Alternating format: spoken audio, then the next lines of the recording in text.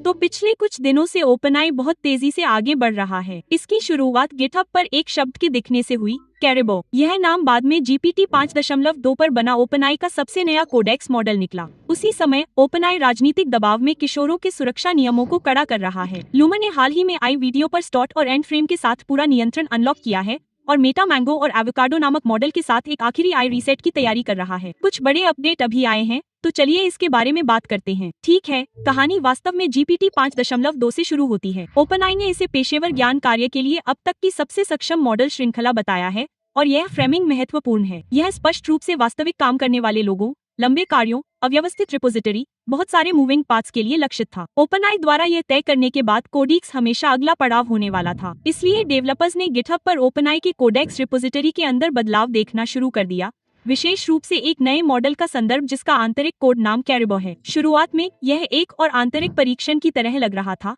जिस तरह का परीक्षण कभी पूरा नहीं होता, लेकिन नामकरण मॉडल चयनकर्ता में ही दिखाई दिया, जो आमतौर पर किसी चीज को लाइव करने से पहले ओपनआई द्वारा छुआ जाने वाला अंतिम स्थान होता है। यह पहला मजबूत संकेत था कि यह केवल एक प्रयोग नहीं था। इसे दिलचस्प बनाने वाली बात यह थी कि इसमें क्या कमी थी। पिछले कोडेक चक्रों में मानक संस्करण और तथाकथित अधिकतम स्तर के बीच एक स्पष्ट अंतर था। वह उच्च स्तर आमतौर पर उच्च मूल्य या सीमित पहुंच के पीछे होता था और सबसे अच्छा तर्क और प्रदर्शन देता था। कैरिबो के साथ अधिकतम संस्करण के कोई संकेत नहीं थे। इसके बजाय सब कुछ सीधे जीपीटी 5.2 पर निर्मित एकल आधारभूत अनुभव की ओर इशारा कर रहा था। हालांकि यह चयन आकस्मिक नहीं है। हाल ही में ओपन एआई पर दबाव बढ़ रहा है, खासकर गूगल और एंथ्रोपिक के अंतर को कम करने और कुछ क्षेत्रों में सटीकता और विश्वसनीयता पर आगे बढ़ने के साथ। रिपोर्ट्स ने सुझाव दिया कि जेमिनी 3 ने आंतरिक रूप से सम ऑलमन का ध्यान आकर्षित किया और जीपीटी 5.2 के उतरने के समय यह लगभग पूरी तरह से मेल खाता है। प्रदर्शन को अलग अलग स्तरों पर बांटने के बजाय ओपनआई एक मजबूत कोर के इर्द गिर्द समेकित होता दिख रहा है और उसे हर जगह रोल आउट कर रहा है। उसी समय ओपनआई इमेज 1.5 जारी कर रहा था और तेजी से कई आंतरिक अपग्रेड का संदर्भ दे रहा था। वैसे भी 19 दिसंबर को ओपनआई ने आधिकारिक तौर पर जीपीटी 5.2 कोडेक्स लॉन्च किया, जिससे आंतरिक कैरिबो कोड नाम समाप्त हो गया। मॉडल कुछ ही समय बाद अपी एक्सेस प्लान के साथ पेड चैट जीपीटी उपयोगकर्ताओं के लिए कोडेक्स सरफेस पर लाइव हो गया। अब यह नया कोडेक्स वेरिएंट विशेष रूप से एजेंटिक कोडिंग के लिए ट्यून किया गया है और यह शब्द मायने रखता है। जाहिर है कि यहाँ फोकस ऑटो कंप्लीट या सिंगल शॉट स्निपेट पर नहीं है। यह लंबे समय तक चलने वाले कार्यों, बड़े रिपोजिटरी, रिफैक्टर, माइग्रेशन और वर्कफ्लो पर है जो मिनटों के बजाय घंटों तक चलते हैं। एक उल्लेखनीय सुधार यह है कि मॉडल बिना किसी भ्रम या फूले हुए टोकन उपयोग के लंबे संदर्भ को कैसे संभालता है। ओपनआई का दावा है कि यह जटिल स्थिति को ट्रैक करते हुए भी टोकन कुशल रहता है, जो कि प्रोजेक्ट के वास्तविक होने पर अधिकांश कोडिंग सहायता को तोड़ देता है। यह मजबूत टूल कॉलिंग विश्वसनीयता भी दिखाता है, जो तब महत्वपूर्ण होता है जब आप कमांड को चेन कर रहे हो, परीक्षण चला रहे हो और कोडिक्स क्ली जैसी किसी चीज के अंदर पुनरावृत्ति कर रहे हो। क्ली की बात करें तो जीपीटी 5.2 कोडिक्स पूरी तरह से इसमें एकीकृत है, जिसमें मूल विंडोज प्रदर्शन सुधार भी शामिल हैं। यह छोटी बात लग सकती है, लेकिन जिसने भी विंडोज पर गंभीर आई टूलिंग की कोशिश की है, वह जानता है कि यह कितनी बार बाद में सोचा जाता है। यह रिलीज सीधे विंडोज सेटअप पर काम करने वाले पेशेवर डेवलपर्स को लक्षित करता है, न कि केवल क्लाउड फर्स्ट वर्कफ्लो को। बेंचमार्क पर ओपनआई का कहना है कि GPT 5.2 Codex S bench pro और टर्मिनल बेंच 2.0 पर अत्याधुनिक परिणाम प्राप्त करता है। वे बेंचमार्क खिलौना समस्याओं के बजाय वास्तविक सॉफ्टवेयर इंजीनियरिंग कार्यों पर ध्यान केंद्रित करते हैं, इसलिए वहां सुधार वास्तविक उत्पादकता लाभ में परिवर्तित होते हैं। शुरुआती डेवलपर प्रतिक्रियाओं से पता चलता है कि मॉडल आकर्षक के बजाय व्यवस्थित लगता है, जो कि बड़े कोड बेस को डिबग या रिफैक्टर करते समय आप चाहते हैं। एक और महत्वपूर्ण हिस्सा विजन सपोर्ट है। GPT 5.2 Codex screenshot, diagram, chart और UI मॉकअप को इंटरप्रेट कर सकते हैं और फिर उन्हें सीधे फंक्शनल प्रोटोटाइप में ट्रांसलेट कर सकते हैं। इससे डिजाइन और इम्प्लीमेंटेशन के बीच का गैप कम हो जाता है, जिसके लिए आमतौर पर कई हैंड ऑफ की जरूरत होती है। इंटरनल टूल या तेजी से बदलते प्रोडक्ट पर काम करने वाली टीमों के लिए इस तरह की क्षमता शुरुआती प्रोटोटाइप बनाने के तरीके को बदल देती है। यहाँ एक सुरक्षा एंगल भी है और ओपनआई ने इस पर पहले से ज्यादा ध्यान दिया है। कंपनी ने 11 दिसंबर को रिएक्ट सर्वर कंपोनेंट के बारे में हालिया खुलासे पर प्रकाश डाला, जहां एक प्रिंसिपल सिक्योरिटी इंजीनियर ने एनवायरनमेंट सेटअप और फजिंग के लिए कोडिक्स वर्कफ्लो का इस्तेमाल किया ताकि अतिरिक्त समस्याओं का जिम्मेदारी से पता चल सके। यह एक हल्का संकेत है कि ओपनआई कोडिक्स को सिर्फ एक कोडिंग असिस्टेंट के तौर पर नहीं,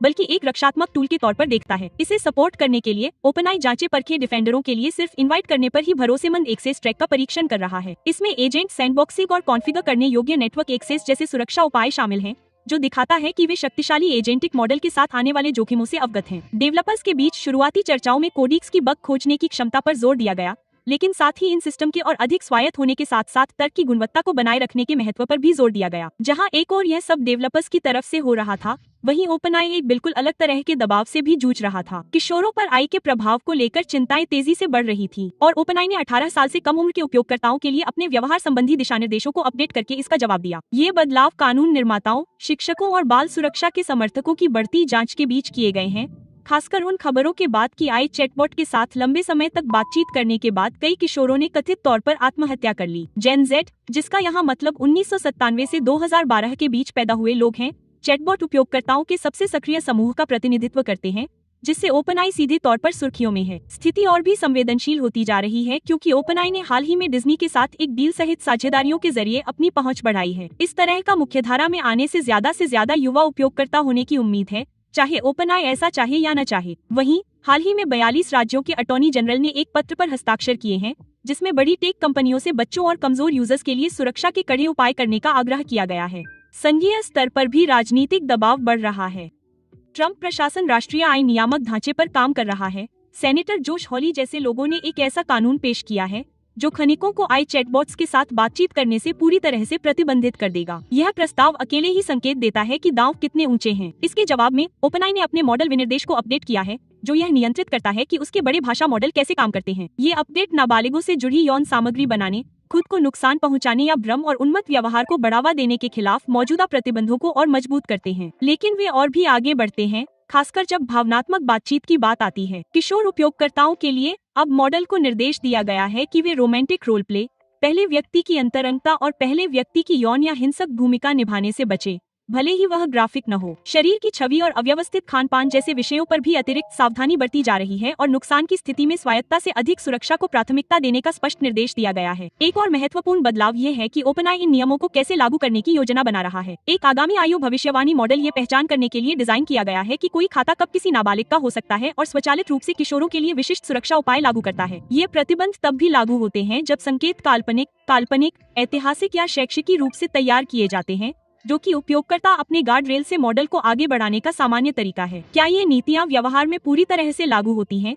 यह अभी भी एक खुला प्रश्न है, लेकिन इरादा स्पष्ट है। ओपनआई ये दिखाकर नियामक कार्रवाई को रोकने की कोशिश कर रहा है कि वह युवाओं की सुरक्षा को गंभीरता से लेता है, भले ही इसके लिए कुछ प्रकार के इंटरैक्शन को सीमित करने की कीमत चुकानी पड़े। ठीक है, अब जबकि ओपनएआई एक तरफ नियंत्रणों को कड़ा कर रहा था और दूसरी तरफ प्रदर्शन को बढ़ावा दे रहा था, जनरेटिव वीडियो स्पेस अपनी छलांग लगा रहा था। 16Z द्वारा समर्थित लूमा ने रे 3 मॉडिफाई नामक एक नया मॉडल जारी किया और यह चुपचाप आई वीडियो में सबसे कठिन समस्याओं में से एक को हल करता है। मूल मुद्दा हमेशा नियंत्रण रहा है। जनरेटिव वीडियो मॉडल अभिव्यंजक हैं, लेकिन वे बहाव करते हैं, आंदोलन बदलते हैं, समय फिसल जाता है, पहचान टूट जाती है। रे 3 मॉडिफाई में क्रिएटर्स को मौजूदा फुटेज के साथ सीधे काम करने की सुविधा दी गई है। सब कुछ स्क्रैच से तैयार करने के बजाय यूजर असली वीडियो फीड कर सकते हैं, कैरेक्टर रेफरेंस इमेज दे सकते हैं और ओरिजिनल परफॉर्मेंस को बरकरार रखते हुए सीन को मॉडिफाई कर सकते हैं। इसका मतलब है कि एक्टर का मोशन, टाइमिंग, आई लाइन और इमोशनल डिलीवरी बरकरार रहती है। साथ ही क्रिएटर्स बिना दोबारा शूटिंग किए अपीयरेंस को बदल सकते हैं,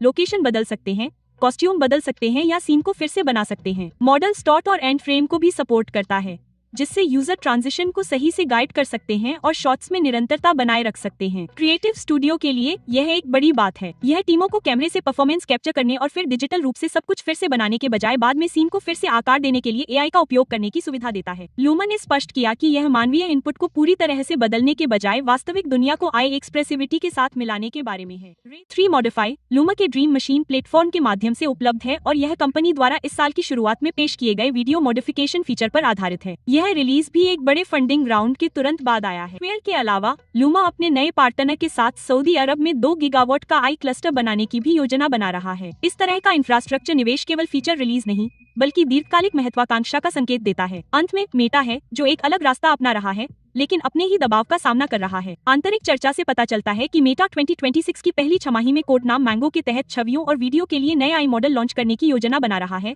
साथ ही एवोकाडो नामक एक टेक्स्ट मॉडल भी लॉन्च करेगा। ये योजनाएं स्केल एआई के अलेक्जेंडर वेंग और मेटा के नेतृत्व से जुड़े एक आंतरिक प्रश्न और उत्तर सत्र के दौरान सामने आई। लक्ष्य टेक्स्ट मॉडल को कोडिंग के लिए अधिक उपयुक्त बनाना और नए विश्व मॉडल का पता लगाना है, जो हर परिदृश्य पर स्पष्ट रूप से प्रशिक्षित किए बिना दृश्य जानकारी को समझ सकते हैं, सोच सकते हैं, योजना बना सकते हैं और कार्य कर सकते हैं। अभी मेटा एआई की दौड़ में ओपनआई, एंथ्रोपिक और गूगल से पीछे है।